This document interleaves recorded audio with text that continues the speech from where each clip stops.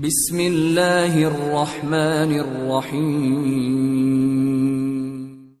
صدر دروازے سے باہر نکلنے کے بعد رقیب بن خلاد نے مجاہد بن یوسف کو مخاطب کر کے کہا، دیکھ میرے بھائی، قلعے کے اطراف میں جو اپنے ساتھی پھیلے ہوئے ہیں انہیں یہاں بلاؤ تاکہ یہاں سے کوچ کیا جا سکے۔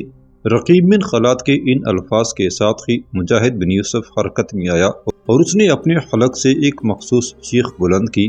اس چیخ کے جواب میں تھوڑی دیر بعد قلعے کے اطراف میں پھیلے ہوئے رقیب بن خلاد کے سارے ساتھی وہاں جمع ہو گئے تھے۔ انہیں رقیب بن خلاد مخاطب کر کے کہنے لگا، سنو میرے ساتھیو، ہم اپنے کام کی تکمیل کر چکے ہیں۔ اس قلعے سے ہمیں ارغون کی ملکہ سوزان اور شہزادی روتا کو نکالنا تھا اور وہ دونوں اس وقت تمہارے سامنے کھڑی ہیں۔ آؤ اب یہاں سے کوچ کریں۔ اس کے ساتھ ہی رقیب بن خلاد اور مجاہد بن یوسف سوزان اور روتا کو لے کر اس سمت چل دیے تھے جہاں وہ اپنے ساتھیوں کی نگرانی میں اپنے گھوڑوں کو چھوڑ کر آئے تھے۔ بارش اب تھم چکی تھی، آسمان پر جگہ جگہ سے بادل چھٹ گئے تھے۔ مشرقی سمت سے بھی آسمان کا کچھ حصہ خالی ہو گیا تھا اور وہاں سپیدہ شہر کے آثار نمودار ہو چکے تھے۔ اپنے گھوڑوں کی طرف جاتے جاتے رقیب بن خلاد اور مجاہد بن یوسف دونوں خاموش تھے۔ اتنے میں روتا بڑی تیزی سے آگے بڑھی، رقیب بن خلاد کے قریب آئی اور اسے مخاطب کر کے کہنے لگی، سن ہمارے محسن، میں دیکھتی ہوں تم اور تمہارے سارے ساتھیوں نے اپنے چہروں کو ڈھانپ رکھا ہے۔ کیا ایسا ممکن نہیں کہ ہم دونوں ماں بیٹی تمہارا چہرہ ہی دیکھ سکیں؟ تم ہمارے محسن ہو، ہمارے مربی ہو، ہمیں کیسے معلوم ہوگا کہ ہمیں اس قید اور اسیری سے نجات دلانے والا کون ہے؟ ہم اپنی اس رہائی پر کس کا شکریہ ادا کریں گے؟ اس پر رقیب بن خلاد بولا، دیکھ ارغون کی شہزادی، مجھے جو حکم ملا تھا اس کے مطابق میں نے کیا ہے۔ تمہیں اور تمہاری ماں کو اس قلعے سے رہائی دلانا میرے فرائض میں شامل کیا گیا تھا اور میں اپنے فرائض ہی کی تکمیل میں لگا ہوا ہوں۔ جہاں تک میرے اور میرے ساتھیوں کے چہرے ڈھانپنے کا تعلق ہے تو سنو، ہم عجیب سے لوگ ہیں اور ہم اپنے چہروں کو تم دونوں ماں بیٹی پر عیاں نہیں کریں گے۔ اس معاملے میں تم ہم سے بحث و تکرار اور ضد مت کرنا۔ جہاں تک اس رہائی کے لیے شکریہ ادا کرنے کی بات ہے تو شکریہ اپنے رب کا ادا کرو جس نے تمہیں نصرانیت سے نکال کر دائرہ اسلام میں داخل ہونے کی سعادت عطا کی۔ میں اس خداوند قدوس کا ایک عاجز اور انکسار پسند بندہ ہوں، تمہیں میرا شکریہ ادا کرنے کی ضرورت نہیں۔ ہاں، شاید ابھی وقت نہیں کہ میں تم پر اپنا آپ ظاہر کروں، یہ بھی ممکن ہے کہ کبھی وقت ایسا آئے کہ میں تم پر ظاہر کر سکوں کہ میں کون ہوں، میں کیا تھا اور میری اصلیت کیا ہے۔ رقیب بن خلاد کا یہ جواب سن کر روتا بیچاری چپ اور اداسی ہو گئی تھی۔ تھوڑی دیر تک وہ درختوں کے اس جھنڈ کے پاس آ گئے جہاں رقیب بن خلاد کے ساتھی گھوڑوں کی نگرانی کے لیے کھڑے ہوئے تھے۔ وہاں پہنچتے ہی رقیب بن خلاد نے اپنے ساتھیوں کو گھوڑوں پر سوار ہونے کا حکم دیا۔ پھر رقیب بن خلاد نے اپنے گھوڑے کی باک پکڑی اور روتا کی طرف دیکھتے ہوئے کہا، دیکھ ارغون کی شہزادی، تم دونوں ماں بیٹی میرے اس گھوڑے پر بیٹھ جاؤ، میں اور میرا دوسرا ساتھی دوسرے گھوڑے پر بیٹھ جائیں گے۔ اس پر روتا نے احتجاج کرنے کے انداز میں کہا، دیکھ میرے محسن، تو دوسری بار مجھے ارغون کی شہزادی کہہ کر مخاطب کر رہا ہے۔ سن میرے محسن، میرے مربی، میرا ارغون سے کوئی تعلق نہیں ہے، وہ نصرانی ہے، میں مسلمان ہوں۔ تم یہاں تو میرے نام سے مخاطب کر کے مجھے پکار سکتے ہو، پر مجھے ارغون کی بیٹی یا ارغون کی شہزادی کہہ کر مت پکارنا۔ میرا تعلق اب ارغون سے نہیں، مسلمانوں کی سلطنت غرناطہ سے ہے۔ اس لحاظ سے تم اگر میرا نام نہیں لینا چاہتے تو مجھے کم از کم تم غرناطہ کی بیٹی ہی کہہ کر مخاطب کر لیا کرو۔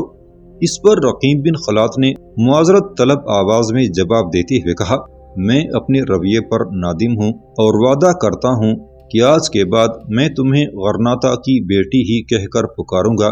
سن غرناطہ کی بیٹی، اپنی ماں کے ساتھ اس گھوڑے پر بیٹھ جا اور پھر یہاں سے کوچ کریں۔ گھوڑے پر سوار ہونے سے پہلے روتا کو شاید کچھ یاد آ گیا تھا اور وہ رقیب بن خلاد کو مخاطب کر کے پوچھنے لگی، جس وقت ہم قلعے سے بھاگے تھے اس وقت قلعے کے اندر بہت سے لوگوں کا شور اور غوغا بلند ہوا تھا، میں آپ سے یہ پوچھنا بھول ہی گئی تھی کہ وہ شور کیسا تھا۔ اس پر رقیب بن خلاد ہلکی ہلکی مسکراہٹ میں کہنے لگا، دیکھ غرناطہ کی بیٹی، قلعے کے جو محافظ صدر دروازے کے باہر پہرا دے رہے تھے ان کا میں نے اور میرے ساتھی نے خاتمہ کر دیا تھا۔ باقی محافظ قلعے کے اوپر پہلے کمرے میں سو رہے تھے۔ میں چاہتا تو اپنے ساتھی کے ساتھ سوتی حالت میں ان سب کا خاتمہ کر سکتا تھا، پر میں نے ایسا نہیں کیا۔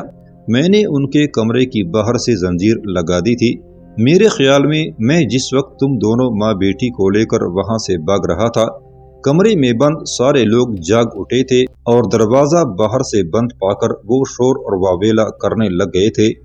رقیم بن خلاد کا یہ جواب سن کر روتا شاید مطمئن ہو گئی تھی۔ پھر وہ دونوں ماں بیٹی رقیم بن خلاد کے گھوڑے پر سوار ہو گئیں۔ رقیم مجاہد بن یوسف کے ساتھ اس کے گھوڑے پر سوار ہو گیا تھا۔ پھر وہ درختوں کے اس جھنڈ سے نکلے اور اس قریبی نالے کی طرف گئے جو جنوب کی سمت میں بہتا ہوا ادھر جاتا تھا جہاں رقیم بن خلاد کے ریوڑ نے پڑاؤ کر رکھا تھا۔ برساتی نالے میں آ کر رقیم بن خلاد اور اس کے ساتھی اپنے گھوڑوں کو کنارے کے ساتھ ساتھ پانی کے اندر بگانے لگے تاکہ سورج طلوع ہونے کے بعد اگر کوئی ان کے گھوڑوں کا کھوج لگانا چاہے تو نہ لگا سکے۔ اس طرح کنارے کے ساتھ ساتھ رقیم بن خلاد اپنے ساتھیوں کے ہمراہ سوزان اور روتا کو لے کر بڑی تیزی سے جنوب کی سمت بڑھ رہا تھا۔ آسمان پر بادل اب بڑی تیزی سے چڑھتے جا رہے تھے۔ مشرق سے سورج طلوع ہونے کے قریب تھا۔ ایک جگہ جہاں بڑی بڑی چٹانیں سپاٹ انداز میں پھیلی ہوئی تھی وہاں رقیم بن خلاد نے اپنے گھوڑے کو روک لیا۔ پھر وہ اپنے ساتھیوں کو مخاطب کر کے کہنے لگا، میرے عزیزو، میرے بھائیو، مشرق سے سورج طلوع ہونے والا ہے۔ آؤ باری باری ان چٹانوں پر فجر کی نماز ادا کریں، پھر آگے بڑھتے ہیں۔ اس کے بعد رقیم بن خلاد نے بڑی دھیمی اور رازدارانہ آواز میں کہا، آدھے ساتھی پہلے نماز پڑھتے ہیں، آدھے ساتھی ارد گرد کھڑے ہو کر نگاہ رکھیں کہ کوئی ادھر نہ آئے، پھر دوسرے ساتھی بھی نماز پڑھ لیں گے۔ اور سنو، اب ہمارا پڑاؤ یہاں سے بالکل قریب ہے۔ نماز ادا کرنے کے بعد میں پڑاؤ کی طرف چلا جاؤں گا اور تم ان دونوں ماں بیٹی کو میرے بعد پڑاؤ کی طرف لے جانا۔ انہیں کسی بھی صورت یہ پتہ نہیں چلنا چاہیے کہ میں اس پڑاؤ کا امیر ہوں اور یہ کہ پڑاؤ کے سب لوگ نصرانی نہیں مسلمان ہیں۔ میرے خیال میں جو ہی تم ان ماں بیٹی کو لے کر پڑاؤ میں داخل ہوگے، منظر بن طریف نے ان کے قیام اور کھانے پینے کا سارا انتظام مکمل کر دیا ہوگا، اس لیے کہ میں ان سے متعلق اسے ہدایات جاری کر کے گیا تھا۔ اس کے بعد رقیم بن خلاد کسی قدر بلند آواز میں بولا، آؤ ان چٹانوں پر نماز ادا کریں۔ رقیم کے اس فیصلے کے تحت اس کے آدھے ساتھی ان سپاٹ چٹانوں کے اطراف میں بلند جگہوں پر کھڑے ہو کر پہرا دینے لگے، جبکہ رقیم بن خلاد، مجاہد بن یوسف اور ان کے چند اور ساتھی نالے کے کنارے بیٹھ کر بڑی تیزی کے ساتھ وضو کرنے لگے تھے۔ سوزان اور روتا دونوں ماں بیٹی رقیم بن خلاد اور اس کے ساتھیوں کو بڑے غور سے دیکھ رہی تھیں۔ دونوں ماں بیٹی ایک چٹان پر بیٹھ گئی تھیں۔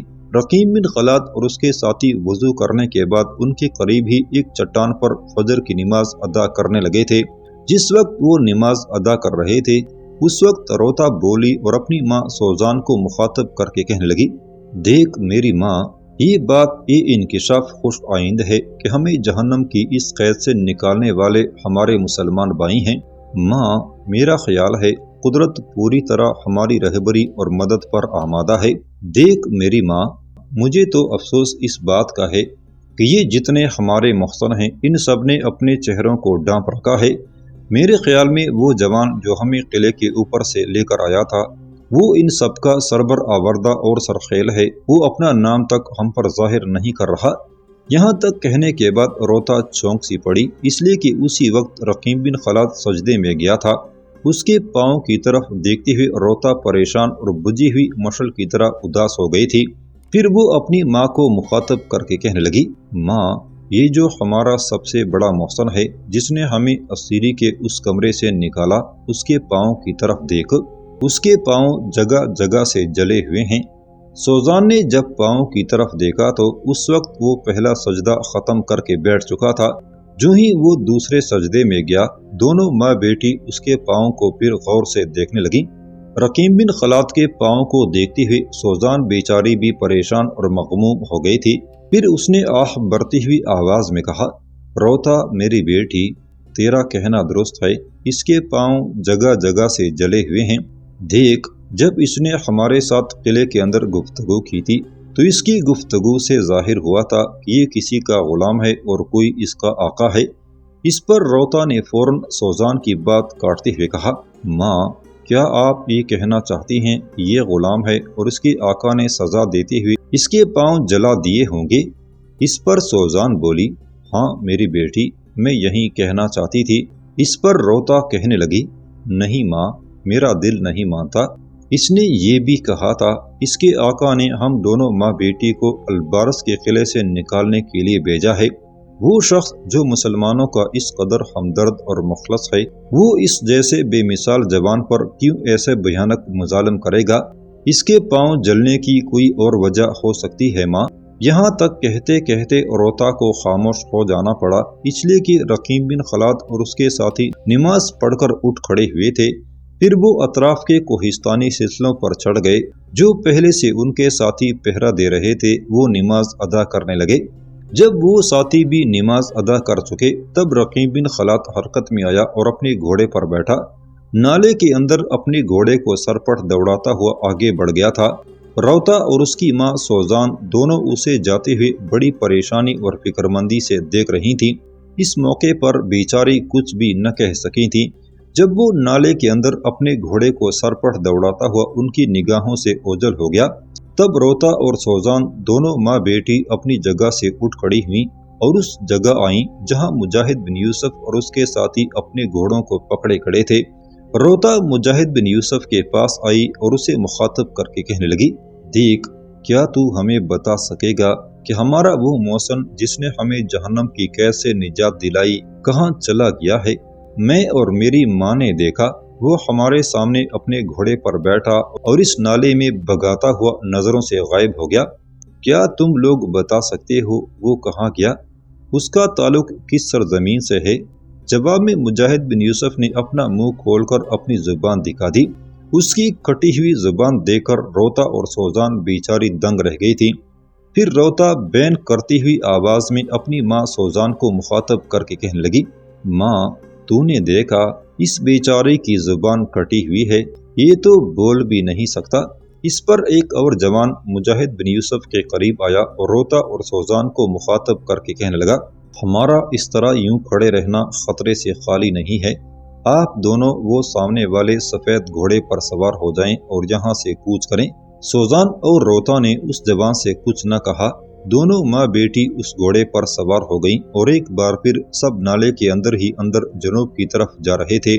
تھوڑی ہی دیر بعد جب وہ اپنے پڑاؤ کے قریب پہنچے تو مجاہد بن یوسف نے ہاتھ کے اشارے سے اپنے ساتھیوں کو رک جانے کے لیے کہا، اس لیے کہ ایک عورت اور اس کے ساتھ دو مسلح جوان ان کی راہ روک کر کھڑے ہوئے تھے۔ انہیں دیکھتے ہی مجاہد بن یوسف کے چہرے پر مسکراہٹ نمودار ہوئی۔ وہ اپنے گھوڑے سے اتر کر ان کے قریب آیا۔ اس کے کچھ ساتھی بھی اپنے گھوڑوں سے اتر کر ان کے قریب آ گئے تھے۔ پھر ان دو محافظوں میں سے ایک بولا اور کہنے لگا، امیر کا حکم ہے، تم سب اپنے اپنے گھوڑوں کو لے کر خیمے کی طرف چلے جاؤ۔ اب ان دونوں ماں بیٹی کی حفاظت کرنا اور انہیں سنبھالنا ہمارا کام ہے۔ یہ بات سنتے ہی مجاہد بن یوسف اور اس کے سارے ساتھی اپنے گھوڑوں کو لے کر پڑاؤ کی طرف چلے گئے تھے۔ روتا اور سوزان جو گھوڑے سے اتر چکی تھیں یہ ساری کارروائی دیکھتے ہوئے دنگ اور پریشان کھڑی تھیں۔ اس پر ڈھلتی ہوئی عمر کی وہ عورت جو ان محافظوں کے ساتھ آئی تھی آگے بڑھی، سوزان اور روتا کے قریب آئی اور محبت بھری آواز میں ان دونوں ماں بیٹی کو مخاطب کرتے ہوئے کہنے لگی، سنو ارغون کی دونوں محترم خاتونوں، میں تم دونوں کو اس پڑاؤ میں خوش آمدید کہتی ہوں۔ اس پر روتا بولی، دیکھ خاتون، میں تم سے پہلے یہ جاننا چاہوں گی کہ تم کون ہو اور یہ پڑاؤ کس کا ہے اور کس طرح ہم اپنی منزل تک پہنچ سکیں گے۔ اس پر وہ عورت بولی، تم دونوں ماں بیٹی کو فکرمند ہونے کی ضرورت نہیں، یوں جانو کہ تم اپنوں کے اندر ہو، میرے ساتھ آؤ۔ جو خیمہ تم دونوں ماں بیٹی کے قیام کے لیے تیار کیا گیا ہے اس میں آؤ، وہاں بیٹھو اور پھر جو سوال بھی کرو گی اس کا جواب تم دونوں ماں بیٹی کو دوں گی۔ اس پر سوزان اور روتا دونوں ماں بیٹی نے ایک بار پھر ایک دوسرے کی طرف بڑے غور سے دیکھا۔ نگاہوں ہی نگاہوں میں دونوں ماں بیٹی نے کچھ فیصلہ کیا، پھر وہ اس عورت کے ساتھ ہونی، دونوں محافظ بھی ان کے ساتھ چلنے لگے تھے۔ اس طرح وہ پڑاؤ میں داخل ہوئے۔ وہ عورت سوزان اور روتا کو پڑاؤ کے وسط میں ایک خالی خیمے کے اندر لے گئی۔ روتا اور سوزان نے دیکھا وہ چمڑے کا نیا اور انتہائی خوبصورت خیمہ تھا۔ عورت انہیں لے کر خیمے میں داخل ہوئی اور دونوں محافظ خیمے کے دائیں بائیں پہرا دینے کے لیے کھڑے ہو گئے تھے۔ روتا اور سوزان جب خیمے میں داخل ہوئی تو انہوں نے دیکھا خیمے میں کچی مٹی کے بنے ہوئے گھول چولہے کے اندر آگ کے انگارے بھرے ہوئے تھے اور 2 نرم بستر بھی خیمے میں لگے ہوئے تھے، اور اس کے علاوہ خیمے میں ضرورت کا دوسرا سامان بھی موجود تھا۔ وہ عورت روتا اور سوزان کو لے کر آگ سے بھرے ہوئے چولہے کے قریب بیٹھ گئی۔ روتا اور سوزان دونوں ماں بیٹی سردی محسوس کر رہی تھی، لہٰذا ان دونوں نے اپنے ہاتھ آگ کے انگاروں پر پھیلا دیے۔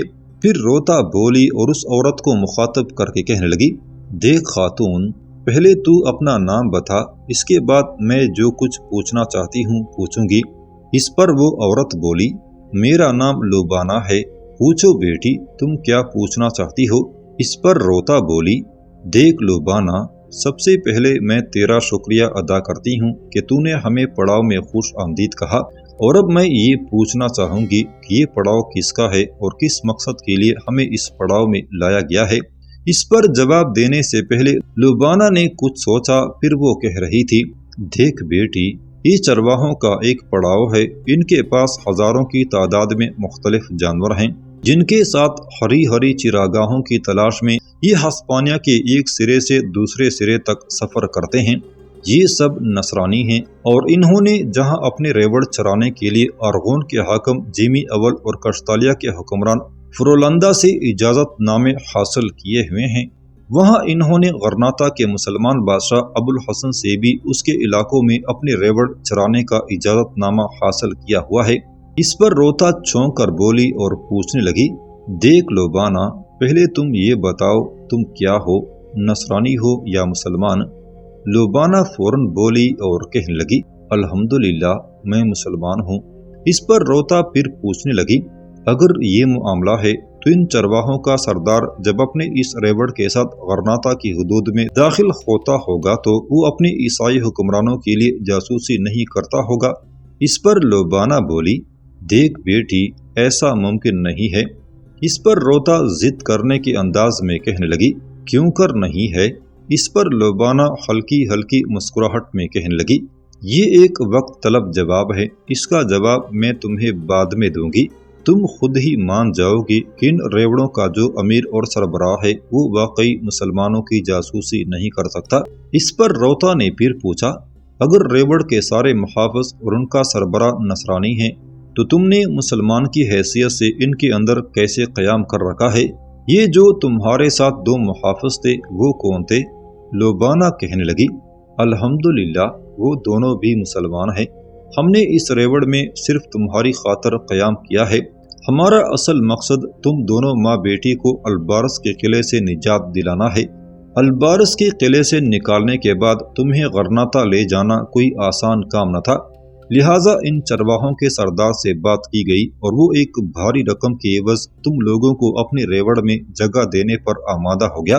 اب یہ اپنے ریوڑ کے ساتھ پہلے ریاست ارغون کے مرکزی شہر سرقطہ کی طرف جائے گا، وہاں یہ ریاست ارغون کے حکمران اور تمہارے باپ جیمی اول سے ملے گا۔ اس کے بعد اپنے ریوڑ کے ساتھ یہ وہاں سے کوچ کرے گا اور آہستہ آہستہ جگہ جگہ وادیوں اور کوہستانی سلسلوں میں اپنے ریوڑ کو چراتا ہوا جنوب کی طرف غرناطہ کا رخ کرے گا۔ اس پر روتا نے چونکتے ہوئے پوچھا، اگر یہ شخص اپنے ریوڑ کے ساتھ سرقطہ کی طرف گیا تو ہم دونوں ماں بیٹی پہچان لی جائیں گی اور پکڑی جائیں گی، کہیں ایسا نہ ہو ہم دونوں ماں بیٹی کو یہ میرے باپ کے حوالے کر کے اس سے بھاری رقم وصول کرے۔ اس پر لوبانا بولی، مجھ پر بھروسہ اور اعتماد کرو، میں مسلمان ہوں اور تم دونوں ماں بیٹی کے لیے اپنی جان کا نذرانہ بھی پیش کر سکتی ہوں۔ یاد رکھنا ہم نے اس سے تم دونوں کی حفاظت اور غرناطہ پہنچانے کا معاملہ طے کیا ہے، اور یہ کہ ہم نے اسے بھاری رقم دی ہے۔ میں تمہیں یقین دلاتی ہوں کہ یہ شخص کسی بھی صورت تم دونوں ماں بیٹی کو جیمی اول کے حوالے نہیں کرے گا، اس سلسلے میں تم بالکل مطمئن رہو۔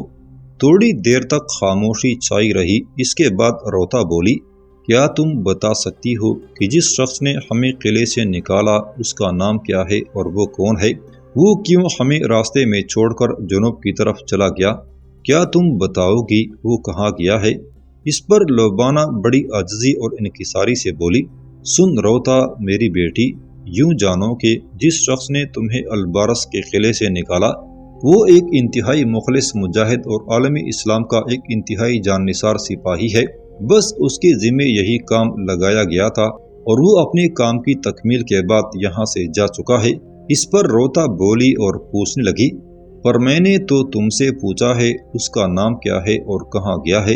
لبانہ بولی، دیکھ میری بیٹی، میں معذور ہوں، مجھے اس کا نام اور وہ کہاں گیا ہے یہ بتانے کی قطعاً اجازت نہیں۔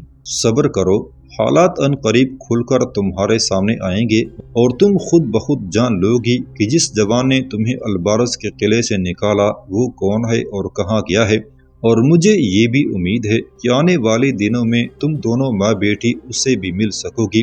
لبانہ کا یہ جواب سن کر روتا کچھ مطمئن سی ہو گئی تھی۔ روتا خاموش ہو گئی، اس لیے کہ باہر پڑاؤ کے اندر بڑی اونچی آوازوں میں چاروں طرف نرسنگے بجنے لگے تھے۔ یہ آواز سنتے ہی لبانہ اپنی جگہ سے اٹھ کھڑی ہوئی۔ تھوڑی دیر تک وہ ان آوازوں کو سنتی رہی، پھر روتا اور سوزان کی طرف دیکھتے ہوئے کہنے لگی، پڑاؤ یہاں سے کوچ کرنے لگا ہے، میرے خیال میں ہمیں بھی اب اٹھ کر اپنے خیمے کی ہر چیز کو سمیٹ لینا چاہیے تاکہ ہم بھی یہاں سے کوچ کریں۔ لبانہ کے اس انکشاف پر روتا اور سوزان دونوں اٹھ کھڑی ہوئی تھی اور خیمے کی ہر چیز کو سمیٹنے لگی تھی۔ تھوڑی دیر بعد رقیب بن خلات نے اپنے ریوڑ کے ساتھ وہاں سے کوچ کیا۔ اب اس کا رخ ریاست ارغون کے مرکزی شہر سرقطہ کی طرف تھا۔